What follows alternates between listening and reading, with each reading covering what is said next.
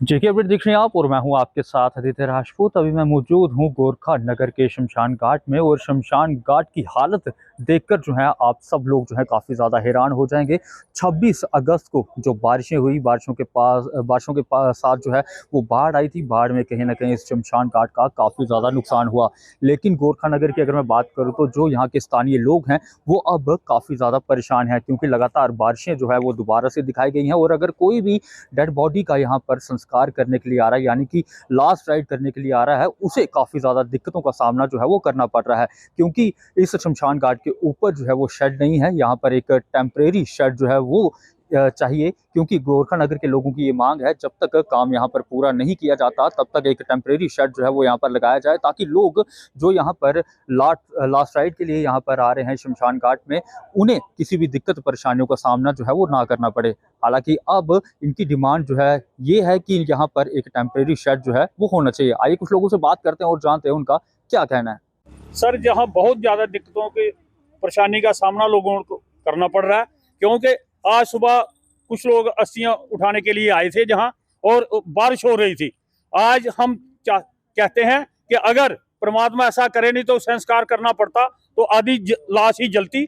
लेकिन जहाँ एमएलए साहब ने 1 साल हुआ बने हुए, और जहाँ का रास्ता भी खराब है, 10 रुपए का काम नहीं किया होगा एमएलए साहब ने जहाँ पे, और दौरा करके गए हैं 2 महीने से आज तक जहाँ कोई भी काम नहीं लग सका।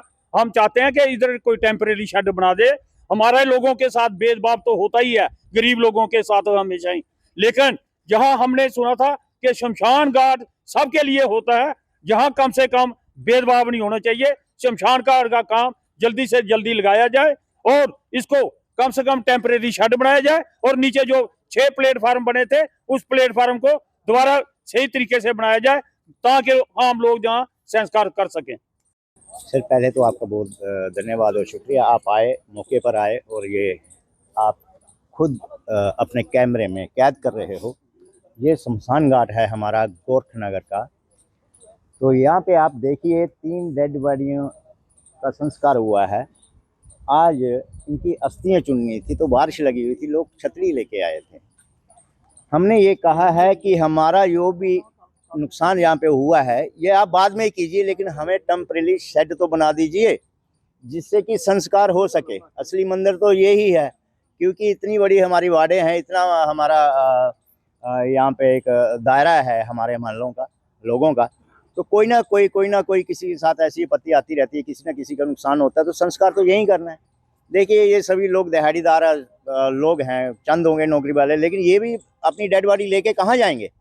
वो भी कोई वीआईपी के लिए बुक होंगे। जब ऐसे होगा तो हमारे लोगों की तो डेड बॉडी होगी खत्म। अगर यहाँ पे बारिश आ जाए, डेड बॉडी नहीं चलेगी। सर, क्या किया जाएगा इसके लिए? ये प्रशासन को और हमारे जो कंसर्न लीडर हैं उनको देखना चाहिए। आके इसकी जो शेड है वो हमें बना दें।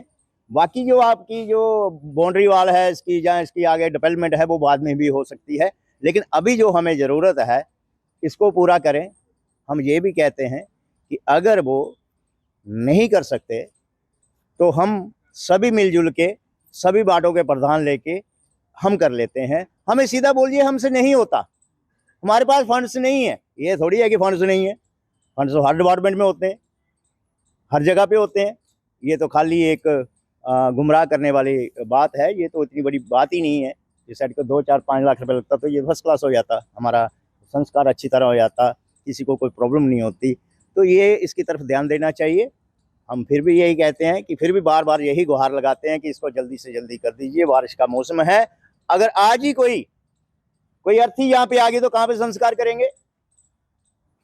बारिश में संस्कार तो होगा नहीं। वीआईपी होगा, वो अपनी गाड़ियां लेके दूसरे शमशान घाट में चला जाएगा, गरीब कहाँ पे जाएगा? क्या वो उसको जिंदा भी तभी में फेंक देंगे? हम आधा जला हुआ तभी में फेंक देंगे?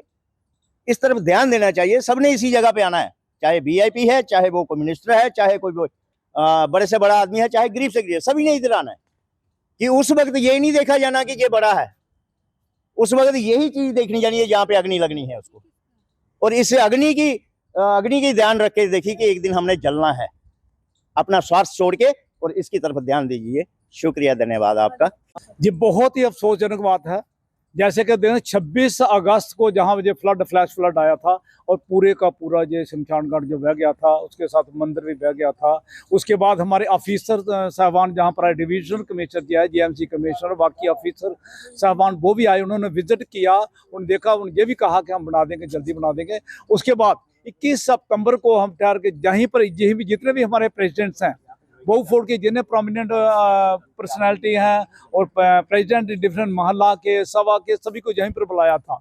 जब फैसला किया गया था कि वो 22 तारीख को 22 सितंबर को डिविजनल कमिश्नर को मिले, जेएमसी कमिश्नर को मिलेंगे और अकॉर्डिंगली हम डिविजनल कमिश्नर को भी मिले और जेएमसी कमिश्नर को भी मिले। लेकिन अफसोस की बात है कि 15 दिन हो गए। उन्होंने कहा था, डिविजनल कमिश्नर ने कहा था कि हम जहाँ पर आपको टेम्परेरी शेड जो बना देंगे, लेकिन वो नहीं बन पाया है। मैं आज ये कहना चाहूंगा कि बहुत बड़ा अपमान है ये डेड बॉडी का, बहुत बड़ा मान। उनके लिए संस्कार करने के लिए भी जगह नहीं है। ये इससे बड़ी और कम अफसोसजनक बात क्या हो सकती है। आज एडमिनिस्ट्रेशन को चाहिए कि हम जो डेड बॉडीज हैं उनके साथ अपमान न करें, उन्हें सम्मानजनक जगह तो चाहिए, संस्कार के लिए उन्हें बहुत सम्मानजनक जगह तो चाहिए। लेकिन अभी देखेंगे हम 1-2 दिन में खुद जितने भी हमारे बहु फोर्ड के प्रेसिडेंट्स हैं सभी को बुलाएंगे, हम फैसला यूनानिमसली जो भी फैसला होगा, अगर गवर्नमेंट बनाती है तो ठीक है, तो बहु फोर्ड इतना रखता है, सलाहियत रखता है कि हम खुद इनिशिएट करेंगे। लेकिन टेम्पररी शेड की जरूरत है, ये हम नहीं होने देंगे। आज सुबह देखते जो अस्थियां चुनने के लिए यहाँ पर आए थे, चौथा दिन यहाँ करने के लिए, और बारिश के अंदर वो कर रहे थे, ऊपर से बारिश पड़ रही थी, नीचे वो कर रहे थे। आप अंदाजा लगाइए, आप बाकी छोड़ो, डेवलपमेंट को हम बात नहीं करेंगे, लेकिन ये तो इसके लिए एक टेम्परेरी शेड भी गवर्नमेंट नहीं बना सकती है। अरे एलजी के पास डिस्क्रिशनरी फंड्स होते हैं, एडमिनिस्ट्रेशन के पास इमरजेंसी फंड्स होते हैं, क्या इनकी जरूरत नहीं, ये नहीं है कि जहाँ पर हम एक टेम्परेरी शेड बना दें? क्यों कि जहाँ पर हमें पता है कि बहु फोर्ड के अंदर 80% लोग ऐसे हैं जो लेबर क्लास से लोग हैं, जहाँ गरीब लोग रहते हैं। लेकिन ऐसी बात नहीं है कि सभी को यहीं पर आना है। लास्ट घर जो होता है सभी का यही होता है। लेकिन इस बात को एडमिनिस्ट्रेशन ने समझना होगा कि टेम्परेरी शेड जो है जल्द से जल्द बना के दें, ताकि लोगों को किसी भी किस्म की जो है लास्ट फ्लाइट्स परफॉर्म करने में कोई दिक्कत ना हो। तो जैसा कि हमने यहाँ के स्थानीय लोगों से बात की, यहाँ के जो कॉर्पोरेटर रह चुके हैं उनसे भी हमने बात की, उनका साफ तौर पर ये कहना है कि प्रशासन को भी चाहिए और गवर्नर को भी चाहिए और साथ ही साथ जो एडमिनिस्ट्रेशन है उसे भी चाहिए कि यहाँ पर एक टेम्परेरी शेड का निर्माण किया जाए, ताकि लोग जो यहाँ पर संस्कार के लिए आ रहे हैं उन्हें किसी भी दिक्कत परेशानियों का सामना जो है वो ना करना पड़े। आप लोग इस वीडियो के नीचे अपनी राय जरूर रखिएगा। तब तक बने रहिए आप जेके अपडेट के साथ। अगर आप अपने सपनों का आशियाना बना रहे हैं तो एराकॉट कंस्ट्रक्शंस है आपकी पहली पसंद, क्योंकि यहाँ सिर्फ टाइल्स, सैनिटरी और हार्डवेयर प्रोडक्ट्स की विशाल रेंज नहीं मिलती, बल्कि साथ में मिलते हैं ढेरों फ्री गिफ्ट्स, और वो भी हर शॉपिंग पर। एराकॉट कंस्ट्रक्शंस में ट्रेंडिंग और लेटेस्ट डिजाइनों की बड़ी रेंज है। एराकॉट कंस्ट्रक्शंस फिर ला रहा है अपने कस्टमर्स के लिए साल का सबसे बड़ा मौका। शॉपिंग करो और बन जाओ लकी विनर, क्योंकि इस बार इनाम सिर्फ ऑफर नहीं, एक जश्न है। और यही नहीं, इस बार आपको बिल्कुल नई Alto car, scooties, 10 smart mobile phone सहित अन्य शानदार इनाम जीतने का मौका भी मिल रहा है। तो देर किस बात की, आज ही आए एराकॉट कंस्ट्रक्शंस, जहां घर का सपना भी पूरा होता है और शॉपिंग बनती है फायदेमंद।